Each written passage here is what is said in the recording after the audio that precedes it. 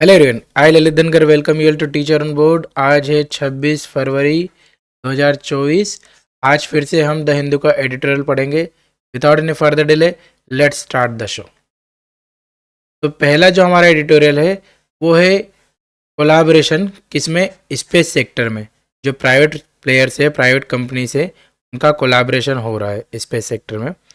और अभी जो अमेरिका की एक कंपनी है जो है इंट्यूटिव मशीन्स, यहाँ पर उन्होंने अभी एक सॉफ्ट लैंडिंग करी है मून पर। वो थोड़ी सी गड़बड़ हुई है पर इवेंचुअली दे हैव लैंडेड। इसके बारे में है, हेडिंग है a new success on collaboration in space programmes. Space is an area that necessitates expensive collaboration. तो अभी जो ये पूरा पैराग्राफ है, पूरा आर्टिकल है, वो स्पेस में जो कोलैबोरेशन है उसके ऊपर है। और वहीं पर ऑथर सजेस्ट कर रहा है कि स्पेस ऐसा सेक्टर है, ऐसा एरिया है जहाँ पर कोलैबोरेशन होना बहुत ज़रूरी है, क्योंकि एक तो बहुत एक्सपेंसिव है। चाहे वो कंट्री के बीच में हो, 2 कंट्री 3 कंट्री के बीच में हो, या फिर कंट्री के अंदर हो जैसे प्राइवेट प्लेयर्स हो। ठीक है, आगे बढ़ते हैं। Moon landings are picking up pace for the second time in history, but now with more countries and novel definitions of success in the mix. तो अभी मून लैंडिंग्स वापस पेस पकड़ रही।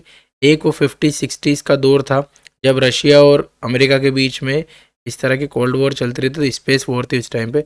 तो वो चाहते थे कि कौन पहले जाए, 40s 50s 60s वाला area. Chandrayaan 3's soft landing confirmed that the Indian Space Research Organization, that is ISRO, understanding of technologies and process sorry and processes involved and the choices it made as an impressive space research and flight provider emerging from colonial shadows. तो अभी ये author जो है चंद्रयान 3 की बात कर रहा है कि चंद्रयान 3 की जो सॉफ्ट लैंडिंग है, इसने प्रूव कर दिया कि इसरो के पास भी वो कैपेबिलिटीज़ और टेक्नोलॉजीज है जिससे वो क्या कर सकता है कि बाकी जो प्राइवेट प्लेयर्स है, बाकी कंट्री से उनको एक फ़्लाइट प्रोवाइड कर सकता है, एक स्पेस के सेक्टर में एक अच्छी रिसर्च प्रोवाइड कर सकता है। इम्प्रेसिव स्पेस रिसर्च उसके पास है। और वो देश जो कि कॉलोनियल शेडो में था, जिसने काफ़ी 200-300 साल तक कॉलोनियल शेडो में बिताए हैं, उसके बावजूद भी इंडिया एक ऐसा देश उभर के आया है जो कि अदर कंट्रीज़ को, अदर प्राइवेट प्लेयर्स को एक फ़्लाइट प्रोवाइड कर सकता है। ठीक। Similarly the failure of the Luna 25 mission would have taught Russia's Roscosmos. अब जैसे हमारे यहाँ इसरो है, वैसे ही रशिया का रोस्कॉम कॉस्मोस है, उसको उसका जो लूना 25 था मिशन, जो लूनार मिशन था, मून का मिशन था, वो फेल्ड हो गया। तो ये फेलियर रशिया को सिखा सकता है something about what it got wrong, particularly as a space agency whose reputation is on the wane after spectacular high. अब वेन और स्पेक्टेकुलर ये दोनों अपोजिट है।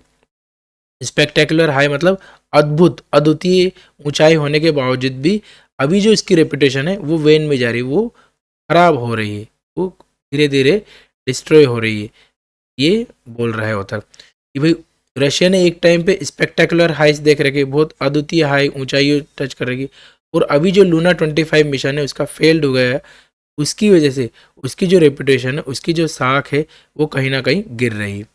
On February 22, US based Intuitive Machines, that is IM, became the first private company to soft land a robotic craft on the moon. The success of many space service providers in the US is rooted in crucial support from NASA in their formative years. तो अभी author कह रहा है कि जो IM है, जो private player है, उसने क्या करा, 22 फरवरी को एक सॉफ्ट लैंडिंग करी है इसकी रोबोटिक क्राफ्ट की ऑन मून। ये एक जीके का बहुत अच्छा क्वेश्चन बन सकता है, कौन सा फर्स्ट प्राइवेट कंपनी है जिसने सॉफ्ट लैंडिंग करी है मून पर। ठीक है, फिर उसके बाद ऑथर कह रहा है कि जो सक्सेस है ये प्राइवेट प्लेयर्स का, प्राइवेट कंपनीज का, इसके पीछे कहीं ना कहीं बहुत क्रूशल हाथ है किसका, नासा का। उनके फॉर्मेटिव ईयर्स में ये जो प्राइवेट कंपनीज हैं, इनके जो अर्ली ईयर्स रहते हैं, जहाँ पर इनको बहुत ज़्यादा टेक्नोलॉजिकल सपोर्ट चाहिए रहता है, वहाँ पर नासा ने इनको टेक्नोलॉजिकल सपोर्ट प्रोवाइड किया है। This is true in IIM's case as well, और यही IIM's के केस में भी सही है, but with important distinction, but कुछ इसमें कुछ डिफरेंसेस है। IIM launched its Odysseus lander to the moon as part of NASA's commercial lunar payload service program, through which the agency is funding instruments on board commercial missions to the moon, hoping their findings will ease NASA's eventual return to the natural satellite. अभी NASA क्या कर रहा है कि private players को लेके आ रहा है, ताकि जो भी पेलोड्स उनको लूनार मिशन के लिए चाहिए, मून पर चाहिए, वो धीरे धीरे करके एक एक करके ये जितने भी प्राइवेट प्लेयर्स है वो उनको ये पेलोड्स और जितने भी इंस्ट्रूमेंट्स है ये सब वहाँ पर पहुँचा सके। IIM's Odysseus itself had a rocky last leg of the journey. रोकी लास्ट लेग मतलब उसको दिक्कत हुई जब लास्ट पड़ाव था जर्नी का, जब लैंडिंग करने वाले थे वहाँ पर उसको कुछ problem, as it's descent got underway, और उसका जो डिसेंट था, उसका नीचे जाने का था, वो कहीं ना कहीं अंडरवे में आ गया, वो रुकावट में आ गया। The lander's navigation instruments glitched, forcing IIM engineers to quickly go cobble together a fix and transmit it to the craft. अब क्या करा, लास्ट मोमेंट पे वो जो लैंडर था वो थोड़ा गड़बड़ कर गया। क्यों? क्योंकि जो उसका नेविगेशन इंस्ट्रूमेंट था उसमें कुछ ग्लिच आ गया, तो लास्ट मोमेंट में क्या करना पड़ा, जो IIM के इंजीनियर हैं उन्होंने क्या कर दिया, कोबल कर दिया। अब कोबल का मतलब क्या होता है? कोबल का मतलब होता है कि कुछ जो बहुत जल्दबाजी में वो जल्दबाजी में डिसीजन ले लेना, ये होता है कोबल का मतलब तिकड़म लगा के, कुछ जुगलबंदी लगाकर बेतुकी तरीके से किसी चीज़ को बना देना, ऐसा कुछ उन्होंने करा। कोबल उनका जो फिक्स था वो कोबल कर गया, मतलब बेतुका था, जल्दबाजी में। Together a fix and transmit it to the craft, instrumenting it to is to an experimental NASA instrument on board, और sorry not instrumenting, instructing it to switch to an experimental NASA instrument on board. और उन्होंने जो तिकड़म बैठाई उसमें क्या करा, उन्होंने जो अपना रोवर भेजा था उसको एक इंस्ट्रक्शन दिया कि आप एक एक्सपेरिमेंटल नासा के इंस्ट्रूमेंट के तौर पर काम कीजिए वहाँ पर। That's it. After this hot fix मतलब जल्दबाजी में फिक्स किया गया चीज़, Odysseus appeared to have soft landed, but no confirmation was readily forthcoming due to a weak data link between the craft and antenna on the earth. अभी ये तो सब हो गया, पर ये कह नहीं सकते कि सॉफ्ट लैंड हुआ कि नहीं हुआ, ये कंफर्मेशन अभी नहीं है, क्योंकि जो डेटा लिंक था, जो वीक सिग्नल था, उसकी वजह से यह कंफर्म नहीं किया जा सकता। The next day IIM said Odysseus may have tipped over, but without consequence to most of its payloads, including 6 from NASA and Solar Panel. अब फिर IIM के इंजीनियर से IIM ने बोला है कि जो हमने जो ओडेसिस भेजा है, ओडेसिस रोवर भेजा है, वो कहीं ना कहीं टिप हो गया है। टिप मतलब अपनी जगह से थोड़ा सा उलट जाना या फिर गिर जाना, पर उससे जो जितने भी पेलोड्स हैं, है ना, इंक्लूडिंग नासा के जो solar panels, 6 from NASA and solar panels, उनको कहीं पर भी कोई नुकसान नहीं हुआ है, या IIM ने क्लियर किया है। ठीक, next, IIM's success testifies to the potential of the CLIPS program and could help extend it in future. NASA say in CLPS mission is limited to flagging interesting landing sites and providing some payloads. अब CLPS missions क्या है?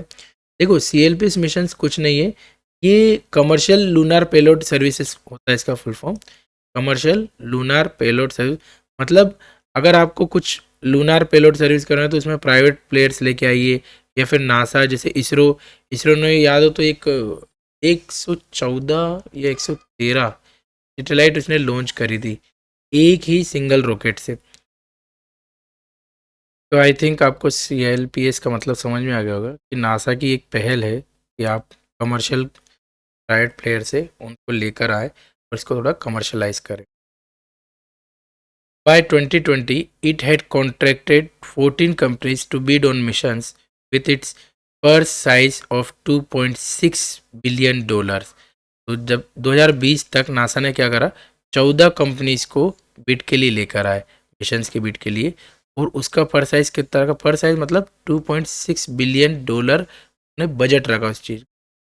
For the devolution of such critical responsibilities to be possible in any country, it needs, as the US possesses, a healthy and diversified private space service landscape. तो ऐसा कुछ करने के लिए किसी भी कंट्री को, जैसा यूएस ने कर रखा, उसको क्या करना, एक हेल्थी और डाइवर्सिफाइड प्राइवेट स्पेस लैंडस्केप रखना ही पड़ेगा। This is the value of IIM success within the context of US space program. देखो, ये हमें ऑथर जो है वो IIM के तारीफ गढ़ने के लिए नहीं बता रहा, ऑथर का कुछ विजन है, ऑथर कुछ हमें दर्शाना कर चाहता है कि जैसे यूएस ने, जैसे नासा ने IIM को पाला है, IIM को नर्चर किया है, वैसे ही वो इंडिया को इंडिकेट कर रहा है, इंडिया को निर्देश दे रहा है।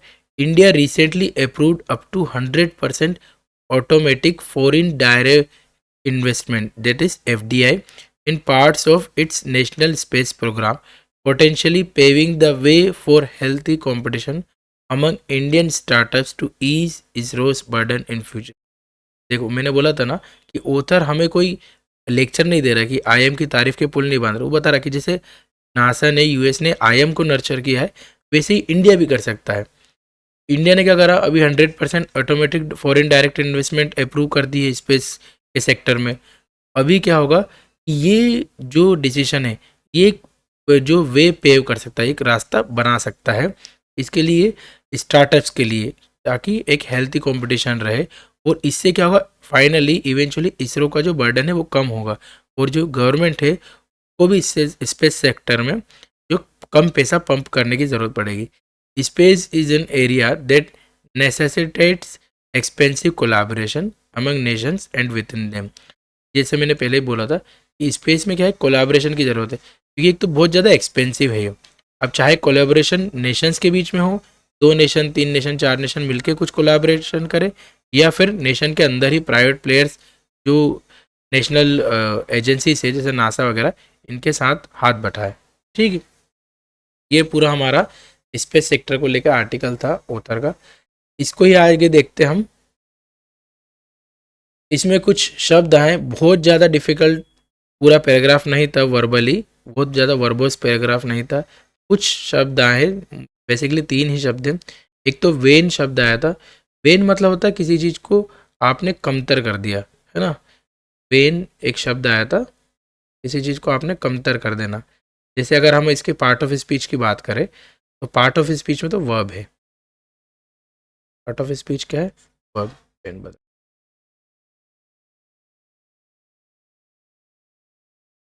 और अगर वहीं पर अगर इसकी मीनिंग की बात करें तो कम होना,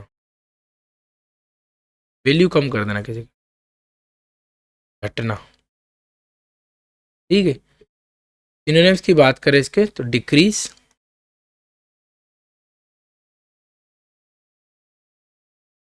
डिमिनिश,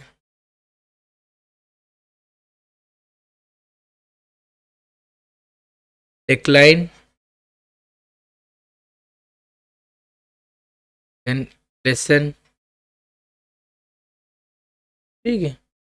वहीं अगर एंटोनिम्स की बात करें तो इंक्रीज हो जाएगा, बहुत ऑब्वियस है, grow. Then strengthen, STRENGTH,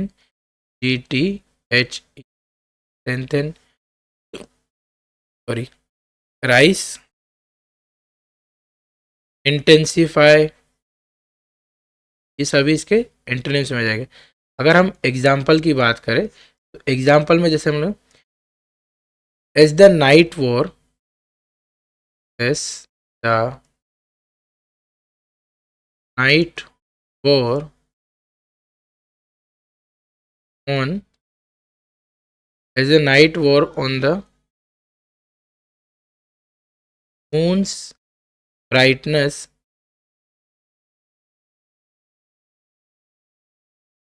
started to wane।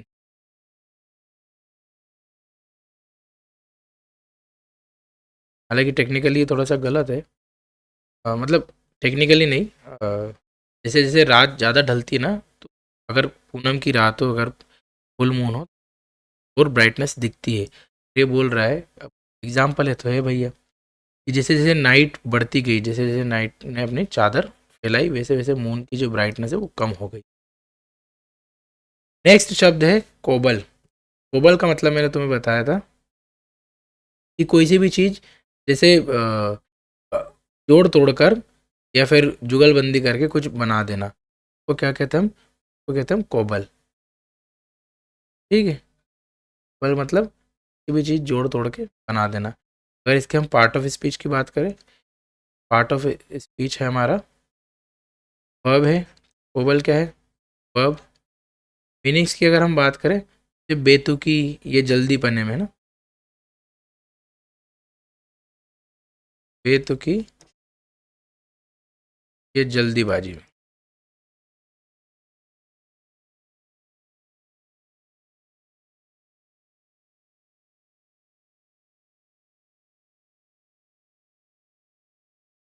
Synonyms की अगर हम बात करें तो सिनोनिम हो जाएगा पेच, थे नहीं लगा देना, पेच टुगेदर।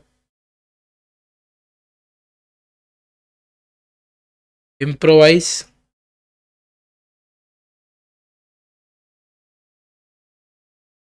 रिग अप, ये सब हो जाएगा। वहीं एंटोनिम्स की बात करें, कंस्ट्रक्ट, बिल्ड, क्रिएट, डिजाइन, ये सभी एंटोनिम्स हो जाएंगे। ठीक है, जैसे अगर एग्जाम्पल की बात करें तो मैं बता देता हूँ, with no proper tools available they had to cobble a shelter out of branches and leaves. मतलब उनके पास कोई प्रॉपर टूल्स नहीं थे, फिर भी उन्होंने जुगाड़ तुगाड़ के एक हाउस बनाया, सॉरी एक शेल्टर बनाया out of branches and leaves. बस इतना मतलब, कोबल का मतलब होता है जुगाड़ तुगाड़ से, जो है उसी से बनाना। इसमें हम बहुत माहिर हैं, इंडियंस हम बहुत ज़्यादा माहिर। टिप्ड ओवर का मतलब होता है कोई सी चीज़ लुढ़क जाना या टर्न होना या पलट जाना, उलट जाना, ये सभी टिप्ड ओवर में आते हैं। टिप्ड ओवर एक तो ये क्या है, फ्रेजल वर्ब है, फ्रेजल वर्ब है। इसका मतलब क्या होता है, पलट जाना। गिरने के संदर्भ में, ये पलट जाना मतलब अपनी बात से पलट जाना नहीं है, ये गिरने के संदर्भ में। टिप्ड ओवर मतलब उलट जाना,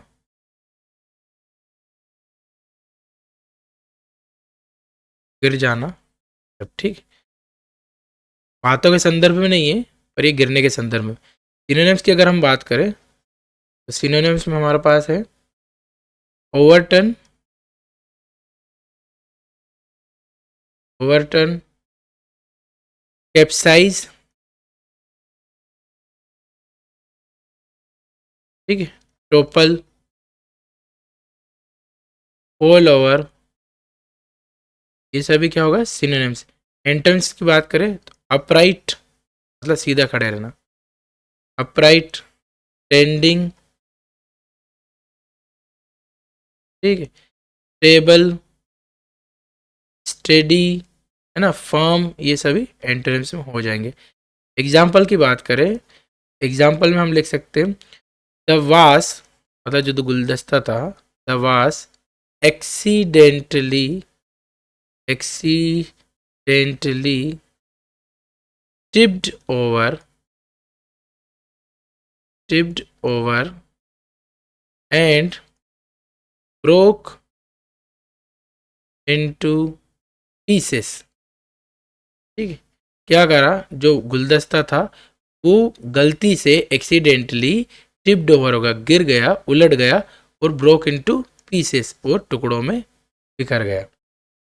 ठीक है, ये वो तीन ही शब्द थे और बाकी कोई खास शब्द थे नहीं इसमें, बहुत ज़्यादा वर्बोज नहीं। दोनों पैराग्राफ, अभी जो नेक्स्ट पैराग्राफ हम देखेंगे वो भी बहुत ज़्यादा वर्बोज नहीं है। ठीक है, नेक्स्ट है हमारा जो अभी रायसेना डायलॉग हुआ है। रायसेना डायलॉग क्या है, एक इंडिया का, आप मान सकते हो थोड़ा सा इनिशिएटिव जैसा है, जो कि एक ग्लोबल स्टेज पर इकोनॉमिक की बातें करता है, ग्लोबल इकोनॉमिक्स की बातें करता है, या फिर ग्लोबल कन्वर्सेशंस होती हैं यहाँ पर, और इंडिया अधिकतर इसका मेज़बान रहता है, ये न्यू दिल्ली में होता है। ठीक है, तो हम देखें पेन चेंज रहेगा। At the high table on the Raisina dialogue, तो जो आर्टिकल है वो किस पे है, एट द रायसेना डायलॉग के ऊपर है। सब हेडिंग में ऑथर ने लिखा the Raisina dialogue lacked diversity in conversations on foreign policy. तो जो रायसेना डायलॉग अभी हुआ है वो एक तरह से थोड़ा सा वेग रहा है, क्यों, क्योंकि उसमें जो कन्वर्सेशन हुई है उसमें डाइवर्सिटी नहीं है, बस एक दो चीज़ों के आसपास ही घूमते रहिए। At the ninth edition of the annual Raisina Dialogue, External Affairs Minister S. Jaishankar called India a bridging power, a country seeking common ground through a multi-vector policy and playing the role of a Vishwamitra or friend of the world. तो ये बस शुरुआती heading, जैसे हम कोई सा speech वगैरह start करते हैं ना, वैसे ऑथर ने बोला है कि अभी जो नाइन्थ रायसेना डायलॉग हुआ है उसमें जो हमारे एक्सटर्नल मिनिस्टर है मिस्टर एस जयशंकर, उन्होंने बोला कि इंडिया क्या है, एक ब्रिजिंग पावर है।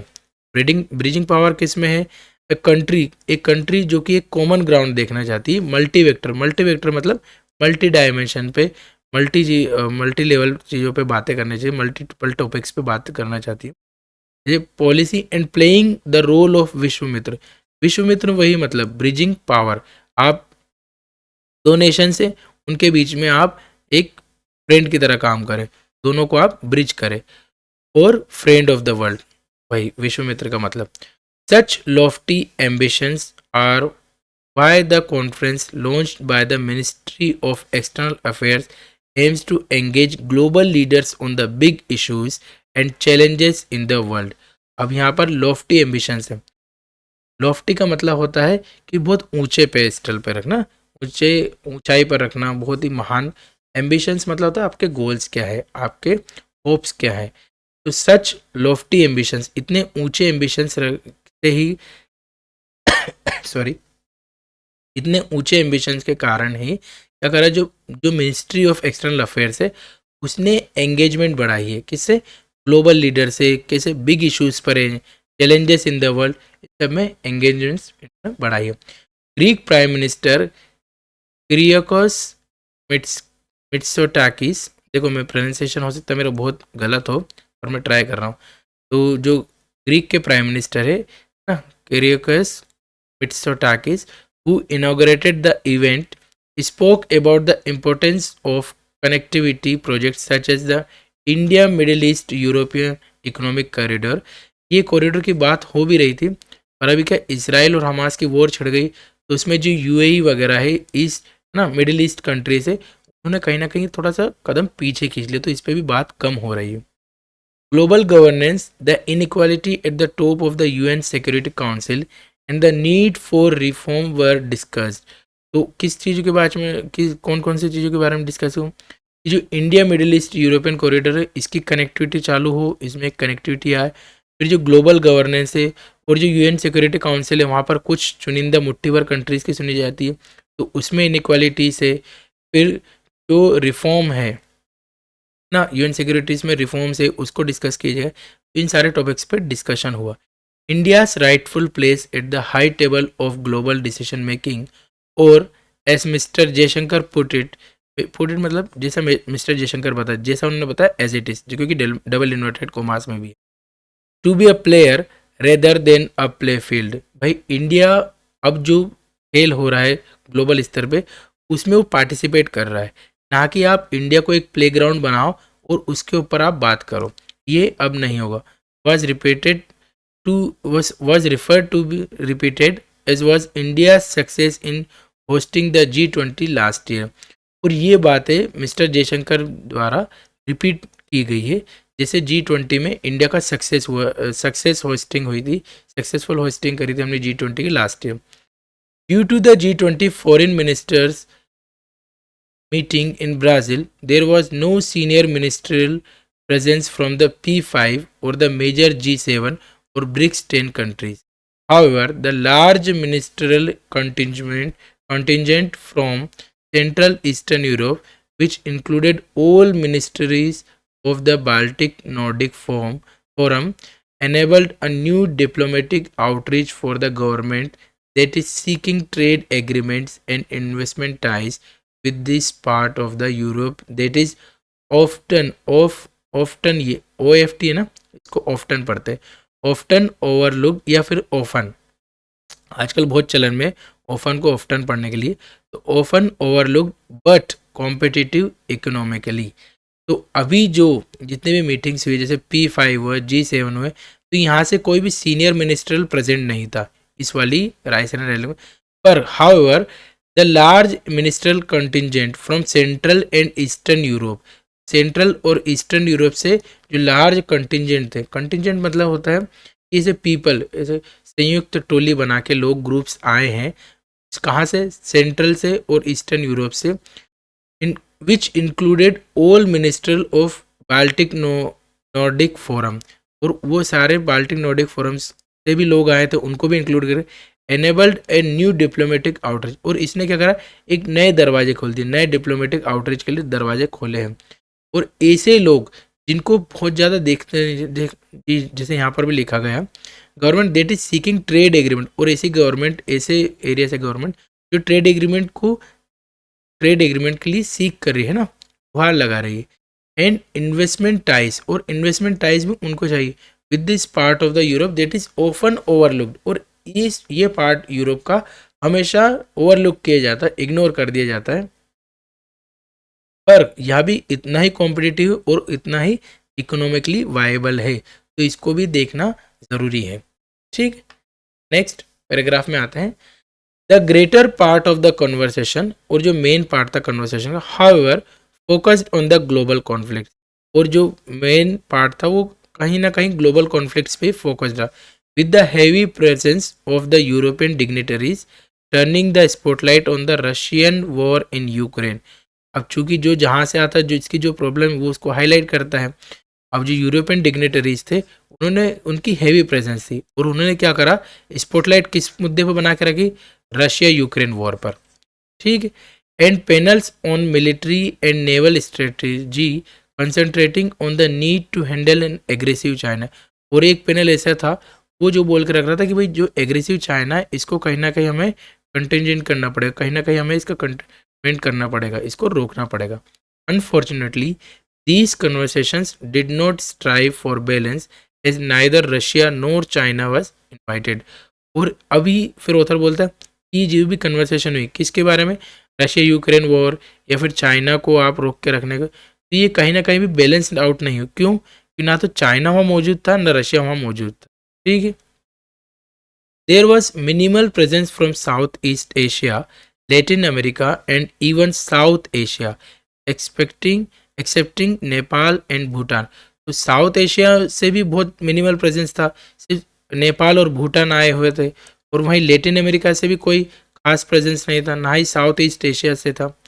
अ larger presence may have afforded more variegated positions and thrown light on the pressures they face from these conflicts. और अगर इन सेक्टर्स में, इन एरियाज में से अगर लार्जर प्रेजेंस होती, अच्छी खासी प्रेजेंस होती, तो बता पाते कि जो अलग अलग टॉपिक से अलग अलग पोजीशन से, वेरीगेटेड मतलब डिफरेंट पोजीशंस, उन पे लाइट थ्रो कर पाते, उन पे रोशनी डाल पाते वो लोग, और वो ये बता पाते कि जो बड़े बड़े मुद्दे हैं, ये जो रशिया यूक्रेन वॉर है, चाइना, इनसे उनको कैसा प्रेशर फील होता है। Panels on democracy understandably stayed clear of the vibrant debates within India on the decline of freedoms.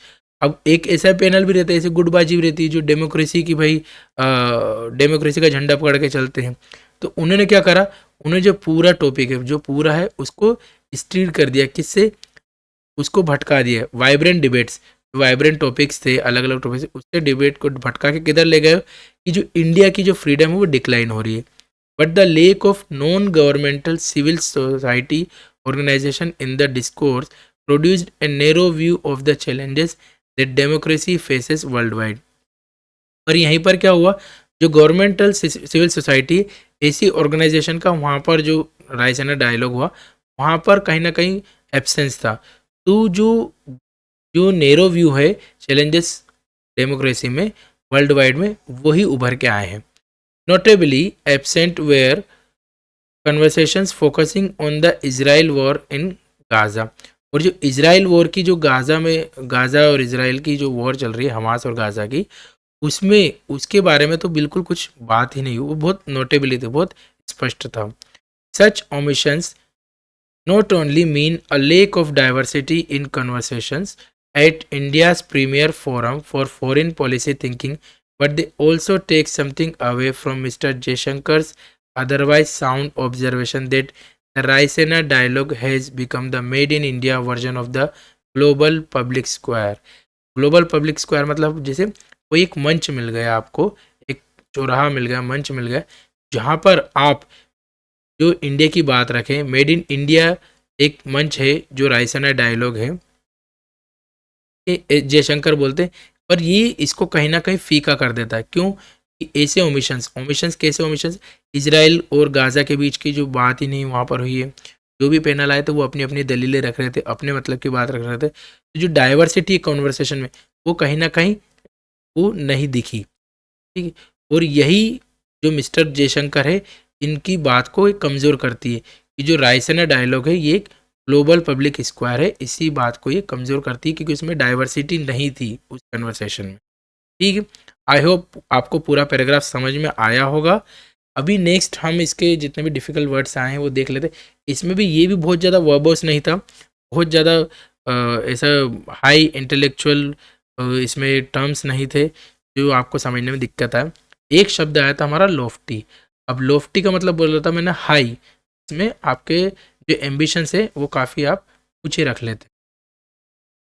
ठीक है, लोफ्टी एक तो ये पार्ट ऑफ स्पीच में हम बोले तो एडजेक्टिव है। ठीक है, तो मीनिंग की देखें तो ऊंचा, शानदार या महान, शानदार या महान। वहीं अगर हम इसके सिनोनिम्स की बात करें तो सिनोनिम्स में आ जाएगा हमारे पास टॉल, हाई, ठीक है, टॉवरिंग, ग्रैंड, ये सभी आ जाएंगे। नोबेल, एलिवेटेड, है ना, एग्जाल्टेड, ये सभी सिनोनिम्स में हम लिख सकते हैं। वहीं एंटोनिम्स की बात करें तो लो, हम्बल, बेस, इंफीरियर, ठीक है, मीन, बहुत सारे, मॉडेस्ट, ये सब बहुत सारे आप लिख सकते हो। ठीक है, कंटिंजमेंट का मतलब क्या होता है? कंटिंजमेंट का मतलब होता है कि ग्रुप ऑफ पीपल, है ना, कोई से कॉमन कोज के लिए, कोई कॉमन फीचर के लिए यूनाइट होना, लार्ज ग्रुप को, तो कंटिंजमेंट मतलब संयुक्त, ऐसा कोई टोली या दल। पार्ट ऑफ स्पीच की बात करें तो क्या है? नाउन है। कंटिंजमेंट क्या है? Noun, part of speech. ठीक है, सिनोनिम्स की बात करें तो डेलीगेशन,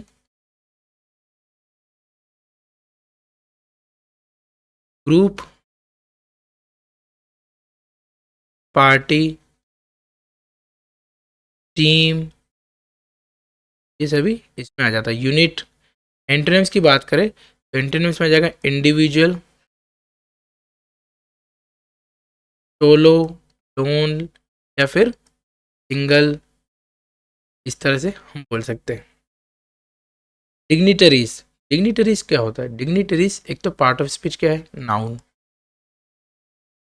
ठीक है, डिग्निटरीज मतलब इसे जैसे ऊंचे पद पे बैठे हुए लोग और उच्च अधिकारी है, और ऊंचे पद पे बैठे हुए लोग, ऊंचे पद पर बैठे हुए लोग। सिनोनिम्स की बात करें, सिनोनिम में हमारे पास आ जाएगा ऑफिशियल्स,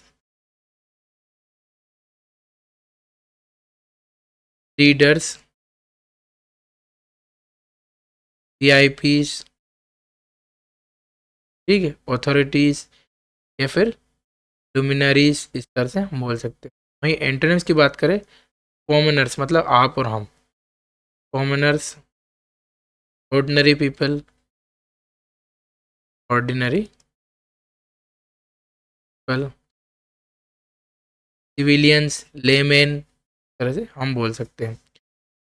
अगला शब्द है हमारा वेरीगेटेड। वेरीगेटेड का मतलब क्या होता है? वेरीगेटेड एक तो एडजेक्टिव है पार्ट ऑफ स्पीच में, और इसका मतलब होता है बहुरंगी।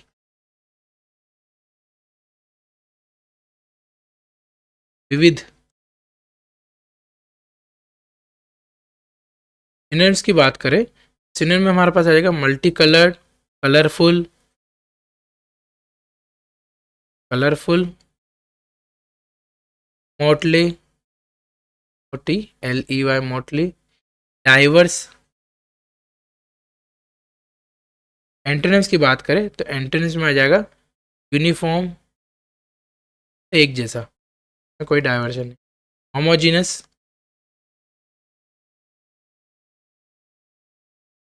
कंसिस्टेंट, ये सभी एंट्रेंस में आ जाएंगे। बस ये चार ही हमारे शब्द थे जो कि डिफ़िकल्ट मुझे लगे और आपको बताने चाहिए। आई होप आपको पूरा सेशन समझ में आया होगा। दोनों आर्टिकल हमने देखे हैं, हमने शब्द देखे। अब आपके लिए एक होमवर्क रहता है कि आप इसका प्री से लिखें, दोनों आर्टिकल के प्री से लिखें। आप क्या कीजिएगा, दोनों आर्टिकल को बढ़िया से एक बार पढ़िएगा और से 7 से 8 लाइन आपको इनके ऊपर लिखनी है। आपको शुरुआत करनी है, जितना भी डेटा दे रखा ना, डेटा आप ओमिट कीजिए जब तक अनटिल अनलेस वो बहुत ज़्यादा इम्पोर्टेंट ना हो, वेरी इंपॉर्टेंट। इसके बिना आपका पैराग्राफ आगे नहीं बढ़ रहा। तो आप डेटा, एग्जाम्पल्स, ये सब आप ओमिट करते जाइए, आप इसको नेग्लेक्ट करते जाइए। आप पैराग्राफ लिखिए और पॉइंट वाइज नहीं लिखना है।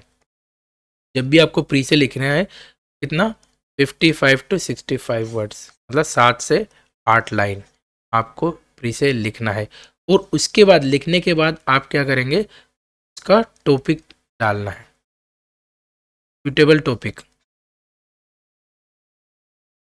क्या हो सकता है, ये चीज़ आपको होमवर्क करनी है दोनों पैराग्राफ की। आई होप आपको समझ में आया होगा। अगर लेक्चर अच्छा लगा हो तो लाइक कर सकते, नहीं अच्छा लगा हो तो डिसलाइक कर सकते। कोई क्वेश्चन हो ना, कोई क्वेरी हो, तो आप कमेंट सेक्शन में आप अपना क्वेश्चन, क्वेरी, या फिर आपने डिसलाइक क्यों किया है वो भी आप बता सकते हैं। That's all from my side. Thank you and have a good day.